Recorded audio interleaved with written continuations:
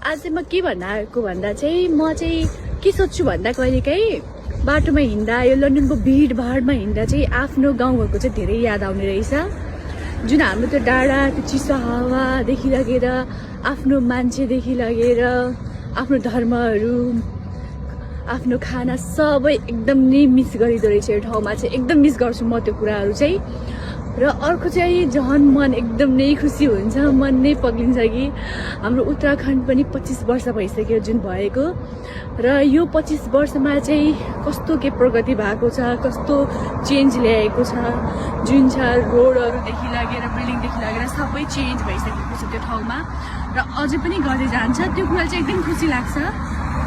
र अनि अर्को कुरा पनि सुन्नुहोस् है, जुनसम्म नागरिकता सहित युसिसी फलो गर्ने देशभरिकै पहिलो राज्य हो त्यो हाम्रो उत्तराखण्ड। यो सुन्दा पनि मनदेखि नै कस्तो गर्व फिल र खुसी लाग्छ क्या। अगाडि बढ्दै जाओस्, राम्रो गर्दै जाओस्। र हाम्रो पहाडले मात्र सुन्दर छैन कि विचारले पनि हाम्रो अगाडि बढिसकेको छ। उत्तराखण्ड धेरै प्रगति गर्दै जाँदैछ, राम्रो होस् यही भन्न चाहन्छु। र मेरो मन आफ्नै ठाउँमा आफ्नै जन्मभूमिमा छ। म मान्छे लन्डनमा भए पनि मन चाहिँ त्यही रहनेछ, त्यही माया लाग्छ मलाई चाहिँ।